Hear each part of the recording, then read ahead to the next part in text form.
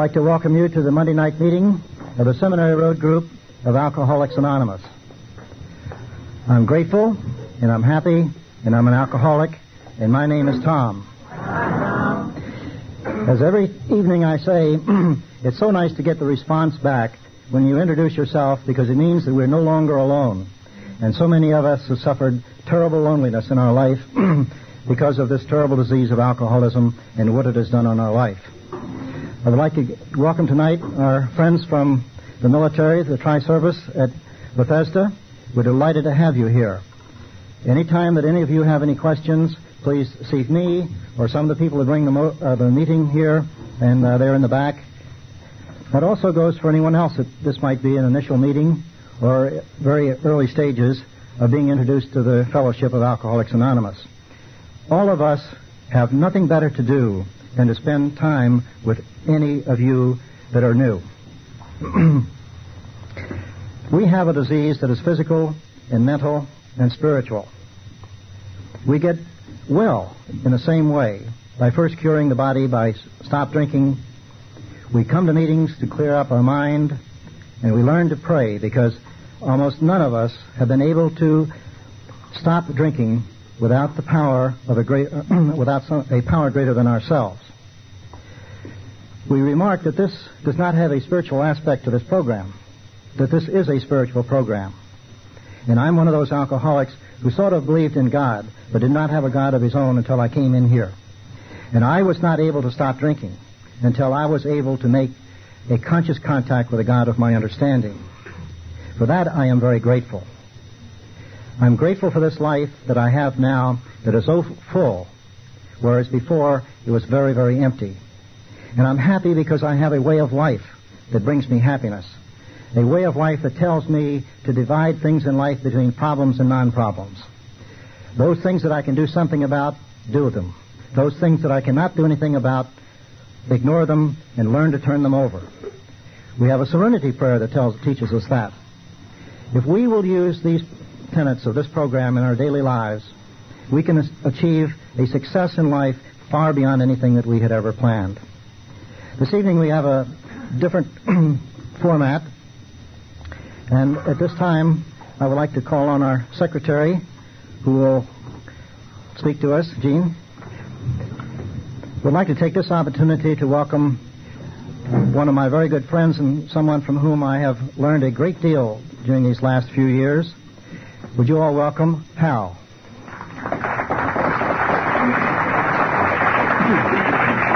Good evening, ladies and gentlemen. My name is Hal Marley. I'm a very grateful alcoholic. And as some of you may know, I try to practice an attitude of gratitude because I have a lot to be grateful for. I pray every morning that wonderful little prayer from the 24-hour book. I pray that I may be grateful for the things I have received and do not deserve. I pray that this gratitude will make me truly humble. And tonight I have another good example of why I'm grateful, the wonderful dividends this program has given me. Because to be honest with you, back in my boozing days, I normally wouldn't have associated with a man who'd walked on the moon. I just didn't travel in those circles. But by the grace of God in AA, I've been a friend of Buzz's for a number of years, and we helped him celebrate, and I can continue. The East Coast celebrated his 5th anniversary. It's 5 years of continuous sobriety in AA, so we will continue that tonight. And it's a pleasure to introduce a man who needs no introduction. Buzz, come up.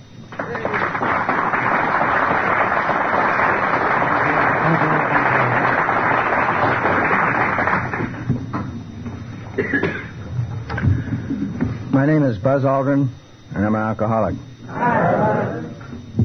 And I'm nervous, too. I don't do this all that often, and I just hope that somehow we can get a nice informal rapport going, and that's kind of up to me to do.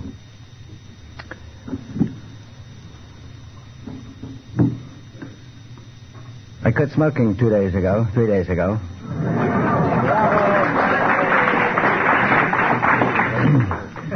But I also need to tell you that I quit smoking 4 years ago.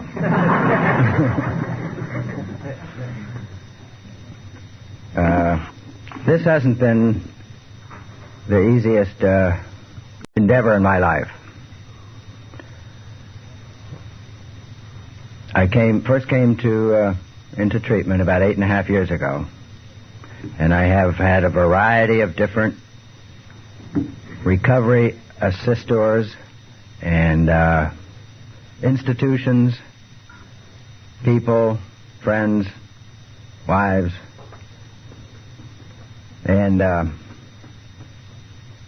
one thing is crystal clear. I'm a far better man today than I was 8.5 years ago. And if there's anything that you carry away from our bearing witness to victory over our difficulties, it's that this program works. I grew up in New Jersey, a rather upper-class family. My father's Swedish, and my mother was sort of half Scotch and half Welsh. And believe it or not, my grandfather's name on my mother's side was Fay Arnold Moon.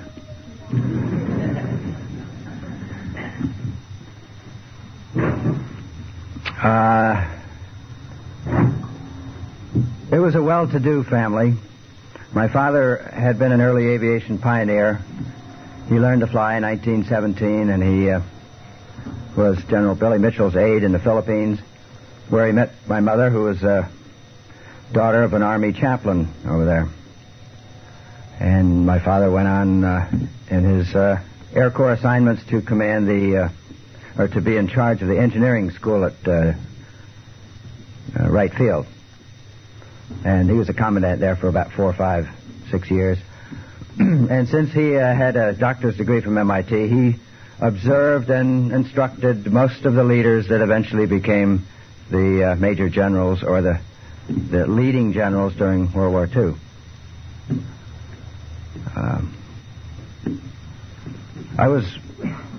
He went into the reserve in 1928 and went to work for Standard Oil Company. And shortly before I was born, they moved into a house, and he sold a lot of stock in 1929 and bought a house so that when the crash came in the market, we came out of that situation pretty good. I had 2 older sisters, one of them about 1.5 years older and the other 3 years older than that. And until I made a legal change in my name this last week, my name was Edwin Eugene Aldrin, Jr. And everybody wonders where in the world Buzz came from. Well, the Air Corps people called my father Eddie for the first name Edwin, and my mother called him Gene for Eugene. So when I came along, there wasn't any really appropriate name, so they didn't want to call me Junior. So to my sisters, that creature crawling around the floor was Baby Brother. And she couldn't pronounce that, and it was Baby Buzzer, and that changed throughout the years. And it used to make me embarrassed to think about that story. And let's see, I was 24 years old and at the Air Force Academy when I finally got grounded for flying low over the beach in New Jersey, and I finally was able to live up to that name.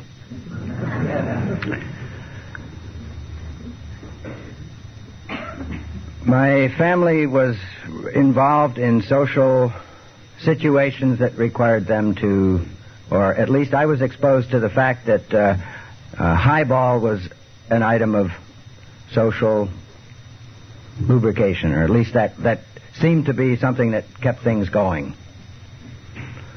And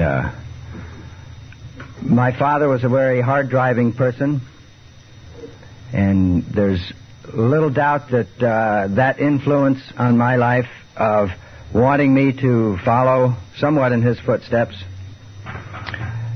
tended to mold my early life. I was put into kindergarten at the earliest age possible, 4 and a half, something like that, and even though I was really immature for first grade, they lobbied with the principal and kept me there. And that was great because when I got out of high school at just a little over 17, I was near the top of my class, academically. but I didn't really fit in. I was very good in athletics. I was on a football team, on the first team, and a pole vaulter.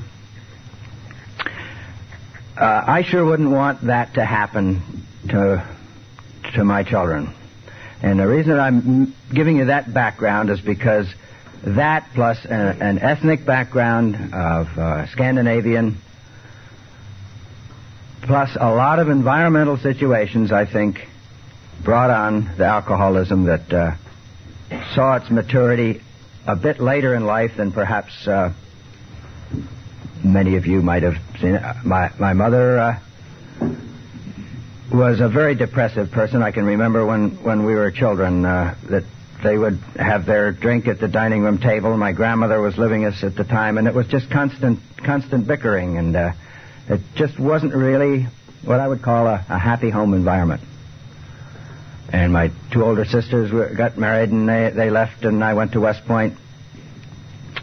And I just don't think my mother enjoyed things. They moved from a house into an apartment, and she would associate with some of the New Jersey shore ladies who would get together, and they'd have their drinking sessions. And that was her circle, and she didn't go socially where my father went. He'd go into New York and be in the Wings Club, or he got into Rotary. And that was the kind of environment that I grew up in, but I grew up as an achiever. An achiever who knew by the measure of my standing relative to those around me that somehow I'd had what it took in the particular test, however narrow it really was, but I really didn't deserve it because I didn't feel like I deserved it. And when I got to West Point young, I just didn't feel comfortable there. There were the older people and the people that socially got together, and there were some people who had a couple of years in the Army before. You know, the first Christmas that you're at West Point, at least it was that way then, you don't get to go home at Christmas. And, of course, I lived in New Jersey, and it was just a short ways up the river. During part of that Christmas vacation, the plebes are there, and a few upperclassmen are staying there with them. And I can remember getting a Coca-Cola and putting some aspirin in it. Because, you know, things were just not that comfortable. And I don't think there was one smidgen of an effect that it ever had on me. But that's the frame of mind of what I mean, obviously I wasn't about to have someone bring in a bottle of whiskey. I wasn't that mature. And yet on graduation, of course, we're mature enough to command flights in combat, and we're mature enough to command platoons. You know, a lot of times I look back on those days in my youth, and I just shiver to think how ill-prepared I really was. And a lot of it was in my mind. Frankly, a good bit of my life on up until glimpses of peace and comfort in the last, I got to say, about 4 or 5 years, maybe 2 years. It was pretty good last week, as a matter of fact. It really is getting better. 2 months ago, I was in the pit, so.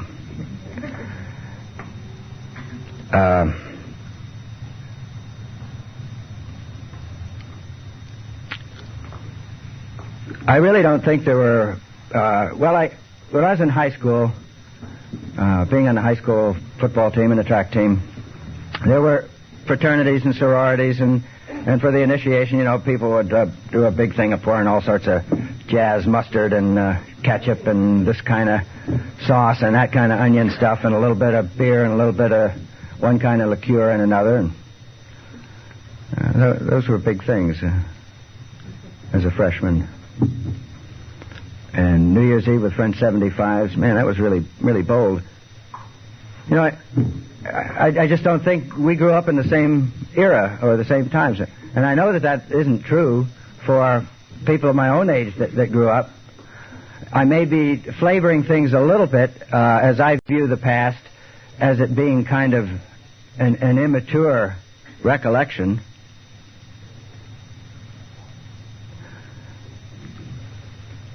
I graduated third in my class at West Point, and of course, with the background of my father being in the Air Corps, I wanted all my life to get into airplanes to fly. I had my first flight. I vaguely remember this by people telling me, and then my visualizing thing. I really think I can remember a flight when I was about a year and a half or 2 years old. We flew down to Florida. And I got sick. And about a year or two later, I got a chance to, as a veteran now, to take off in an amphibian in Newark Bay when my sister had her first flight. And she got sick. And, I felt pretty good about that. And incidentally, that plane was there's a picture in our basement where that plane was christened by Amelia Earhart. And General Mitchell, Billy Mitchell, came through our place in New Jersey on his way to New York in the early 30s, associated with his court-martial appearances. And Jimmy Doolittle has been a friend of my folks for a good long while. So you see, I grew up with a certain amount of achievement, a certain amount of associating with the achievers, with the winners, and that sort of thing was expected of me. Or I certainly expected of myself, and on the records, it certainly looked as if I was doing that.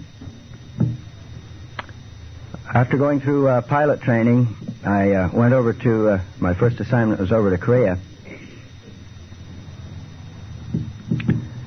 And obviously something had slowly been happening because somewhere between Camp Stoneman in California and Tokyo, where I visited some friends on my way to Korea, I had made a resolution that I wasn't going to drink. Now, not every second lieutenant makes that resolution. Obviously, that's not average reaction to the kind of childhood I'm talking about. There was something that was going on there, and it was an insecurity. It was a feeling ill at ease, not deserving the sort of things that were coming my way, and obviously an awareness that alcohol, though it was making what I did a bit more comfortable at the time because that's what the other people did and they seemed to enjoy it, and it did make things a little bit easier for me to do. But clearly at the mature age of 22, going over to fight in the Korean War, not drinking alcohol was important enough for me to make a resolution. And I got over there and I saw some of my friends. The reason I didn't go over with the same time as some of our flying class is because I'd taken a slight delay competing for a Rhodes Scholarship. And don't you think the fighter pilots at the gunnery school at Nellis had a time kidding me about, the commies were going to have me in their gun sight. I got a Rhodes Scholar. Well, that's okay. I didn't get that anyway, and I can rationalize my way around that.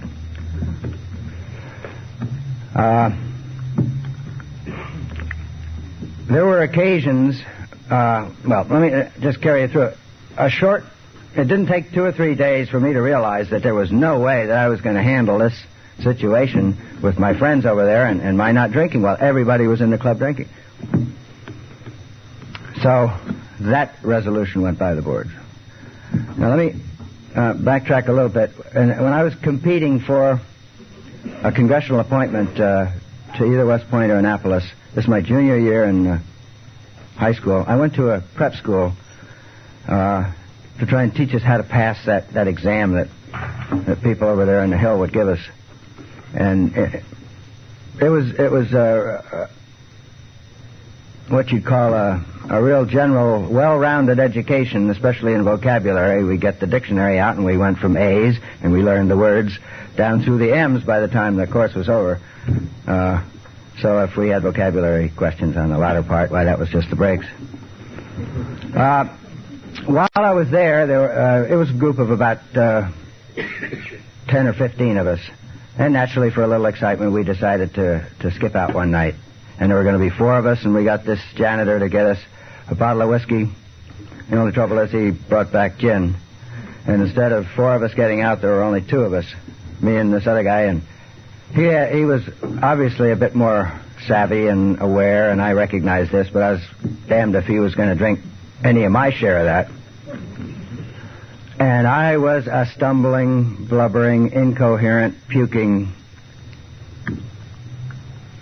16-year-old example of American youth that night. And that stuck in my mind for quite a while. But it didn't stop me from drinking because, as I mentioned, several years later, I made the resolution not to drink at all. There were several occasions when I was in Korea when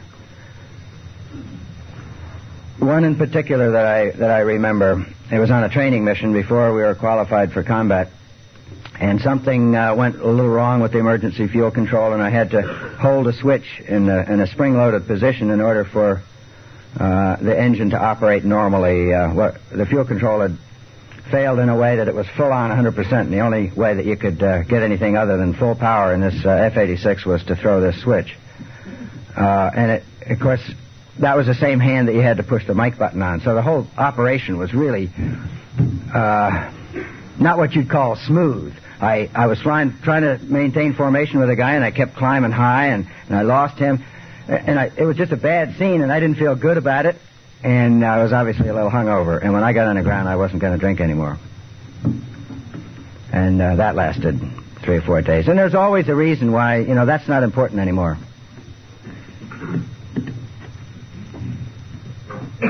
Don't want you to get the impression I was a cream of American youth about this time. My military, I got married shortly after I came back from Korea at age 24. Slightly on the rebound from a turn down. And that marriage eventually lasted 19, 20 years. And we were assigned to the Air Force Academy. I was aide to the Dean of Faculty. Again, up on a pedestal. That was when I got caught for buzzing the beach when a guy was walking his dog along the coast in New Jersey at 5:30 in the morning. Nobody's supposed to do that. My God. That wasn't so bad, but the next day, Sunday morning, as I was leaving, I went up and down the beach, out over the shore, or over the ocean this time. Put the gear down, of course, so I could demonstrate to everybody that the airplane would fly slow. That same doctor had a pair of binoculars out, evidently. I had an efficiency report that was endorsed for the short period that I was there as they used the term self-effacing. And, that made me feel bad. I thought I was a forceful, aggressive person, maybe a little on the shy side. I certainly wasn't the tiger, the life of the party of the captain who was the other general's aide. But that was a very accurate appraisal of my state at that time. I was very competent young officer. I was a good pilot, outstanding pilot in some ways. But I was self-effacing. That means I didn't project the best of me forward. There was always greater potential if you'd only do it right, And I think there are a good number of us who have experienced living under maybe conditions similar to that. There's another breed of cat, and that's the very exuberant one, and he's the insecure one, who's maybe using the outward exuberance and joke-telling to maybe cover up some of the insecurity. We're all insecure, and we just manifest it in different ways.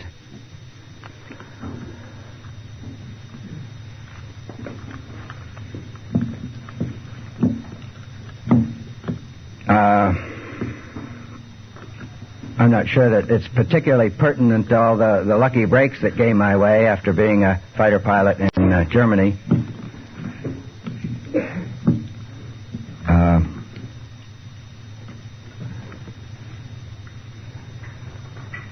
This particular wing we were in was F-100s, and because I got to pick my assignment when I left the Air Force Academy in, 1956, I pretty much had to pick the cream of assignments, and this was the hottest airplane that we had in the Air Force at that time, and it was in Germany, and looked like a really good assignment.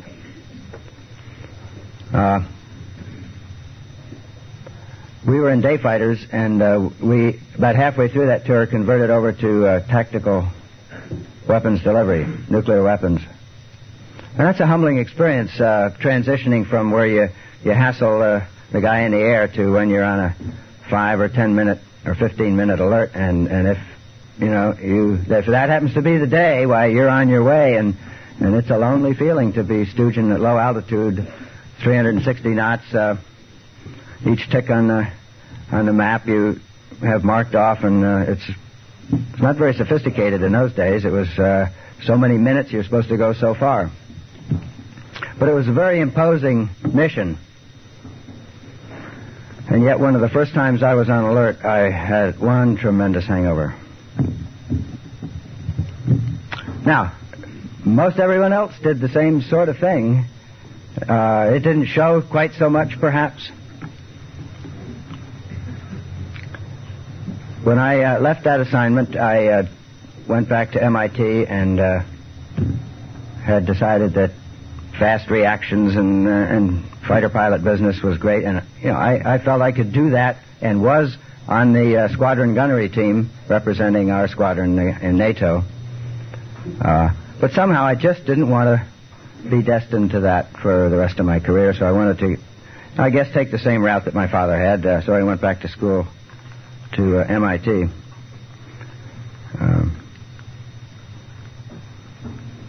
Because of drinking wine out of dirty wine glasses in Naples on the last vacation that we had over in Germany, I was in the hospital for hepatitis for about 9 months. It was really quite a case. Right at the beginning of my MIT, I was a captain, just promoted to major. I was promoted to major a year or two after I was there. When you have that severe a case of hepatitis, you're not supposed to drink, and people say, gee, maybe you hadn't ought to drink for the rest of your life.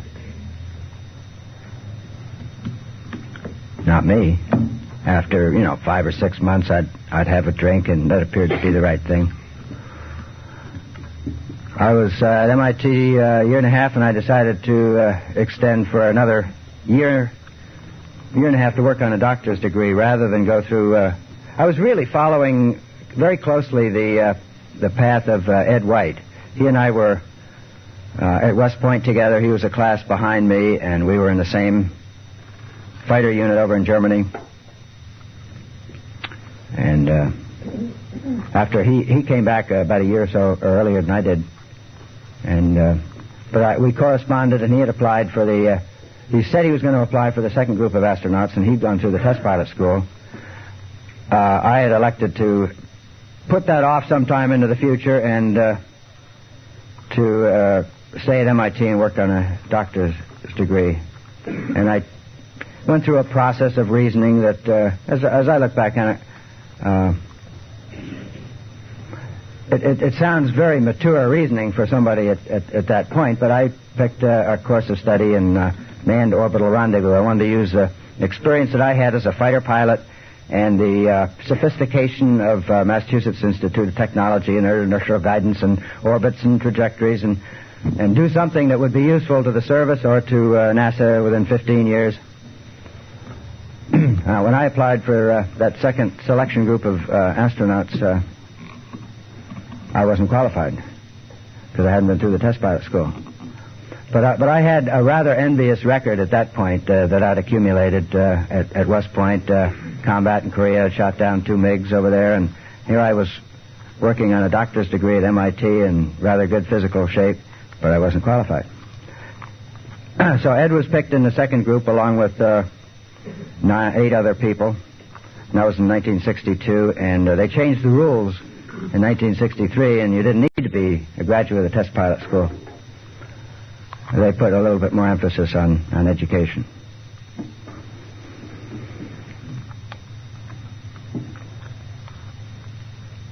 So I was picked to get into our astronaut program in 1963. And I didn't feel like I belonged there either, because I wasn't one of the boys. I wasn't one of the test pilots. I had other credentials, of course, that in many ways supplemented what I had lacked in experience.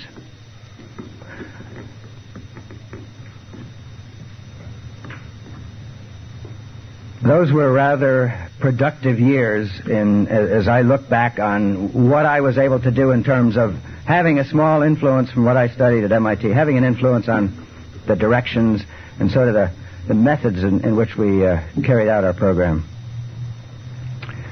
By this time I had 3 children quite close together. 2 years about separated the first 2, and 10 months separated the second 2.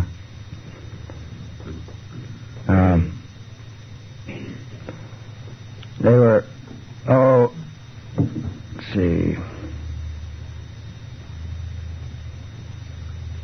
Well, right now they're 28, 26, and 25.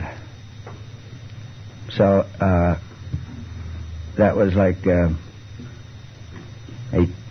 15, 16, 17 years ago.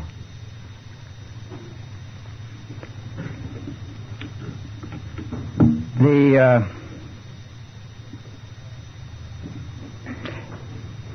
influence of the space program on me was rather awesome.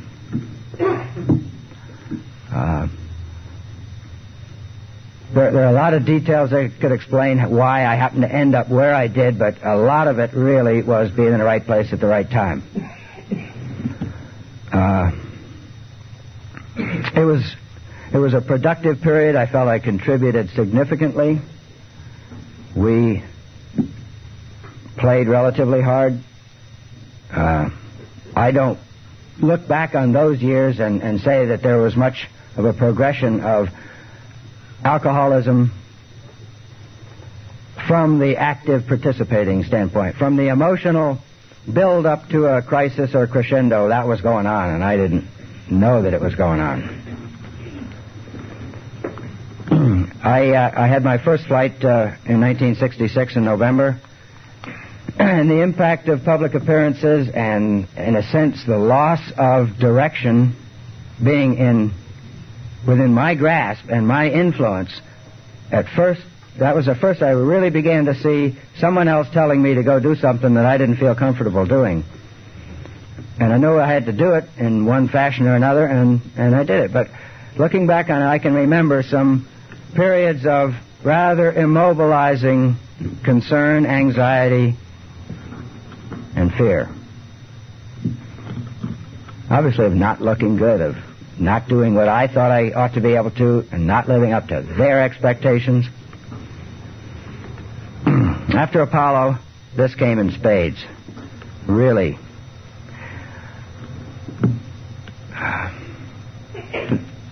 The carrying out of the mission itself was unencumbered. It was just a beautiful experience to be a part of. But there was always that uneasiness about what this was going to mean to my life afterward. And I began to feel the effects of this immediately on return in terms of the concern for looking good. I was under medication for antidepressants when we were on our round-the-world trip. And I drank considerably for comfort along with that. I stayed in Houston with NASA for about a year and a half after that, working on the very preliminary parts of the space shuttle program, and kind of wandering around to the degree that I didn't have public appearances anymore, kind of wandering around with the freedom to direct and misdirect and waste some of my time while I was waiting for an assignment back to the Air Force. I was given an assignment to command the test pilot school at Edwards. I didn't think that was too good an assignment for somebody that had never been through the school. First time anyone's commanded it who's never been through it. And at a time, I mean, they get, a space hero in to govern the test pilot school at a time that they were de-emphasizing space at the test pilot school. I thought that what I could do while I was there was go through the school with the students and still administer. But Jesus, I'd been away from the service for 11 and a half years. 3.5 at MIT and 7.5 in the NASA program. Not a lot of leadership or management in either of those situations. And I wanted to compare myself with what I ought to be able to do under those conditions and what my other classmates who had been going to command and staff school and Air War College and all that. I was a setup for a crash, and I kind of crashed and was admitted to a psychiatric hospital with a cover-up of having a neck problem, which I had. My fingers were getting a little numb. While I was there, I made decisions to make big changes in my life. I was through competing in the Air Force, and this marriage that I had wasn't all that satisfactory. And here I was with the red badge of courage, having sought help, and, man, I was confident I was going to get it all together. So why not write a book about this glorious story where I'm going to marry this divorcee from New York? And that really sounded good at that time. Of course, most of the time I was in this hospital in San Antonio, on the weekends, every weekend I was off somewhere visiting, hunting with somebody or visiting somebody else and drinking considerably. I remember one time coming back into the hospital carrying a bottle of scotch in my navigator's kit bag. Now, when you're in a hospital trying to get yourself put together, and people are paying a lot of attention to you, and you're sitting in the office with a guy who's got a picture of Freud on the wall with stars on his shoulder. Anyway, you just don't sneak in scotch into the hospital room while you're doing that. That's not quite normal behavior. Eventually I wrote a book about my experiences called Return to Earth, which had to do with seeking psychiatric help for my fear and anxiety emotional problems. I remember a number of years after that meeting a guy by the name of Abbott Mills somewhere, and he said, I read your book when it came out, and I said to someone, God, I wish somebody would tell this guy that he's just purely an alcoholic. This was in 1973 that I wrote the book. And big deal. I mean, the emotionally wounded guy, what happens? The National Mental Health Association nominates him as National Chairman of the Year. And guess what he gets to do? He gets to go around the country making public appearances. Well, it was about me this time, and, for a while that was an interesting story to talk about, my recovery from depression. Except I didn't quite make all of the appearances. I'd gone through a separation at the time and had the freedom to be in my own place, and so there were times when I just wanted to stay home and drink. The last flight, let me see. While I was going through this business, I went through S training, and even before that, the shrink I was seeing put me in the VA in 1974 for 8 days. And he was the shrink who had retired as a colonel in the Air Force. He was also the same guy that was at Brooks Air Force Base when they ran our qualification physicals for the NASA astronaut program. He didn't know too much about alcoholism in those days, obviously. But he's learned a lot, and he's now certifying pilots for recovery from alcoholism for the FAA. And I'm sure he's learned a lot, and we've all learned a lot.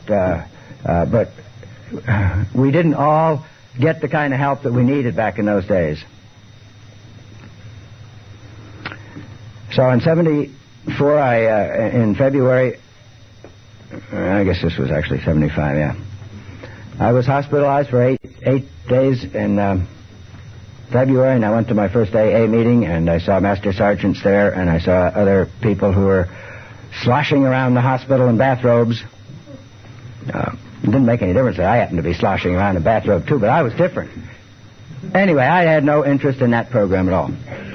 In April, I went through S training, and I drank considerably the night before, and peed in my pants considerably the first day of S training. Drank in between the two sessions, and you're not supposed to do that. And yet I thought I received a good bit out of the training. Now, this is April, May.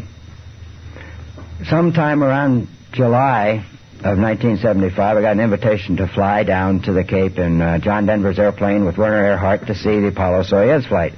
The only trouble is I had to tell him 2 days before that I couldn't make it because I was in the middle of a binge in my apartment.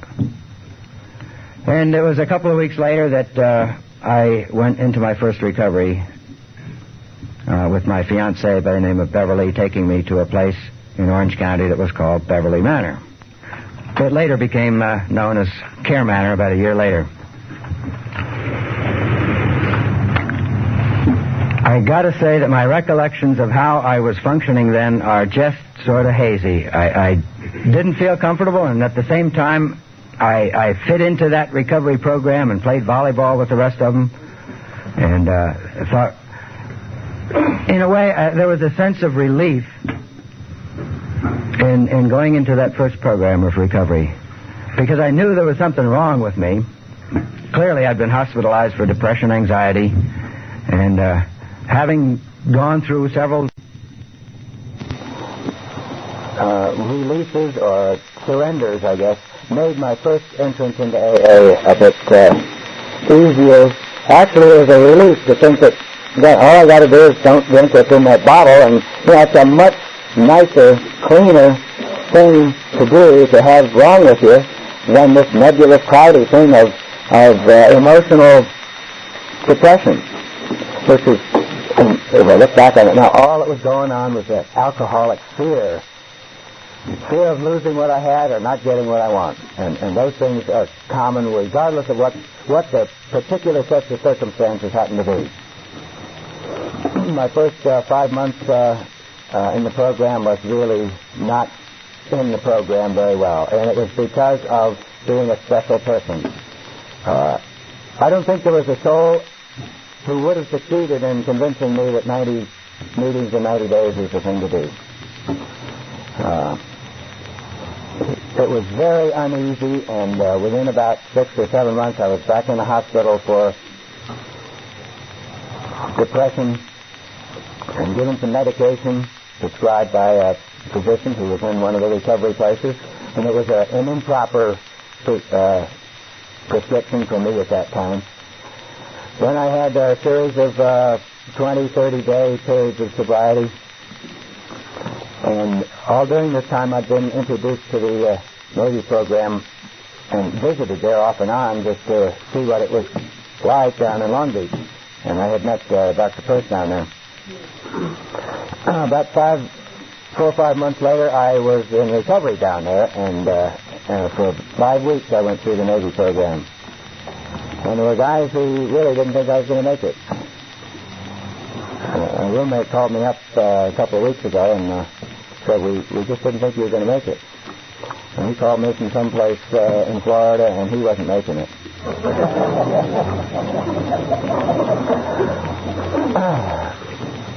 My first sponsor really was not tough enough on me, or I wasn't listening. I had another sponsor, and I sort of picked him out because he had a lot of experience in depression.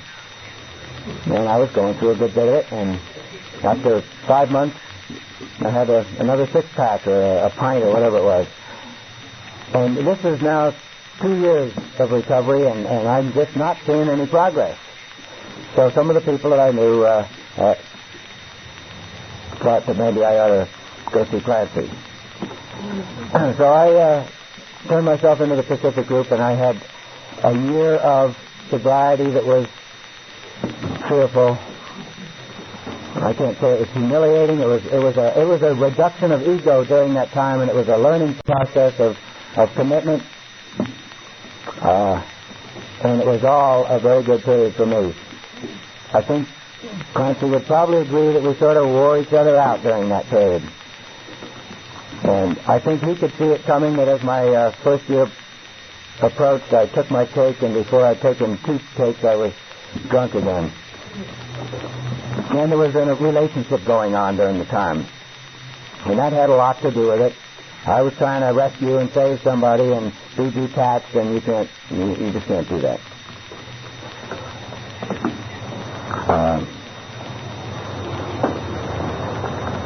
That was 8 days of continuous drinking with a friend of mine, and we went up into the desert, and then he sort of went off and had to go to work and do his stuff, and it was miserable. And I came back, and I was rescued by the guy that was chasing this girlfriend around, and I really pecked at my wrist that night. A feeble effort. I obviously didn't want to accomplish very much. I called her up on the phone, and she wasn't there, so I went over and I broke in, and the neighbors called the cops, and they came and hauled me off for breaking and entering. I was a little over 3.5 years into this program. Not too much progress. A couple of weeks later, I had to appear in court to pay for the damaged door, and she didn't appear, but this guy did, who had been 13-stepping and all that. And that was degrading, and the anticipation of that got me drunk again. After that first 8-day period, I was in the hospital, miserable 8 days trying to dry out and recover, and I didn't want to do that again, and I didn't do it that time, and I cold turkeyed, and that was October 25th, 5 years ago. I guess some of us have to go through what we need to go through. I was exposed to varieties of recovery people, recovery modes, hospitalizations. After 5 or 6 months of searching around, I found the sponsor that I have today, and we meld together rather nicely. He's an engineer. He works for Hughes Helicopter, and we have compatible views of spirituality. I found out early in my recovery that I felt it necessary for me to strip away the hypocrisy that I had grown up with. Even though things were very meaningful, and it was important for me to, as a quiet astronaut, participated in marching the parade for Martin Luther King, and it was meaningful for me to take communion on the moon. But somehow, being an elder in the Presbyterian Church, even with Right Stuff John, didn't feel quite right to me. So I had to strip away that and rebuild. And I don't think I really have the time to go into my outlook on spirituality now, but it's a much more comfortable one.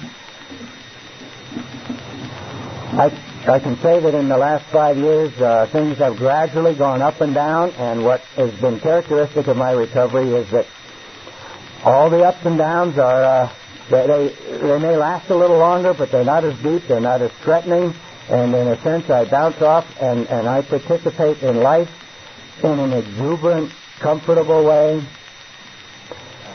And I have the peace and happiness and the self-worth. I have a very unstructured life. And I wouldn't really wish that on anybody. You ought to get into a commitment where you need to be there. It makes things much easier. But the freedom of being able to choose what I want to get into has had glimpses of working in the last couple of years, and it is really beginning to work now. And I feel that what I'm involved in reflects what Joe Purse told me in one of our debriefing sessions about, a couple of years ago. He said, your contemporaries went out and they did their thing, and they're kind of living on whatever they did do and what they're doing now. You have the potential, because of what you've been through and what you've worked your way through and what you have experienced in change and growth, to be a much more useful person, a much more comfortable person. There are a lot of tales that I'd like to have told you that I've heard from the podium before about cucumbers changing into pickles and they never go back again. Things that I've heard my sponsor talk about that are very meaningful to me. And he heard them from somebody else.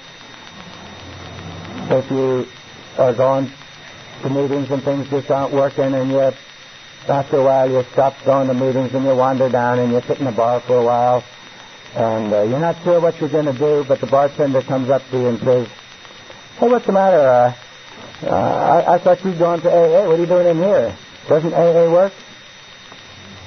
He says, "You got to be honest with the bartender and hopefully honest with yourself, because if you didn't work the steps and you didn't go to meetings, you got to say to him, you don't really know whether AA works because you never tried." And I've tried in the past 5 years to work this program, and I can't say that I've got all A's for it, but I'm earning the benefits of it now, and there's no doubt, and I just know you got to believe me, because I do, that of all the great opportunities that have come along to me by talent, by birth, by upbringing, by being in the right place at the right time, none is going to produce more meaningful results in a human being than this program. It's gradual growth and what I am learning from sharing with people. And that's where it all is. I don't speak very often before groups, but I feel that maybe if I was a little bit more in my preliminary life leading up to this, it was to maybe give you a glimpse of the person that would have been standing here 8 years ago. And the person that I know people have seen, that remember me what I was like 5 years ago, 3 years ago. And it's getting better and better, and I know it. And I tell you, there's nothing like knowing that you're getting weller. And I wish that the blessings that I've received from the program, and they're not all great. I mean, I spend some periods where I don't want to participate in life, and I eventually get back out of it. And I lose a few things, but I regain those opportunities again. And I just hope that you can get as much out of this program as I have, and it's all really here. And it's in this book, and my sponsor gave me this cover, and it means a lot to me. And I wanted to mention some things that are significant in there about the second edition, the story about the paradoxes. That touches on the essence of what I'm beginning to see as a spirituality that exists between reasoning human beings just as much as if I drop this, it's going to splash on the floor, and there's the physical laws. The laws that govern the relationships between us are embodied in the spirituality of this program, and those are as much a law, and that's a power that's mighty greater than me. And refinements of that are the essence of what makes me know that this program works, and it keeps me coming back, and I hope you keep coming back, to every one of you. Thank you.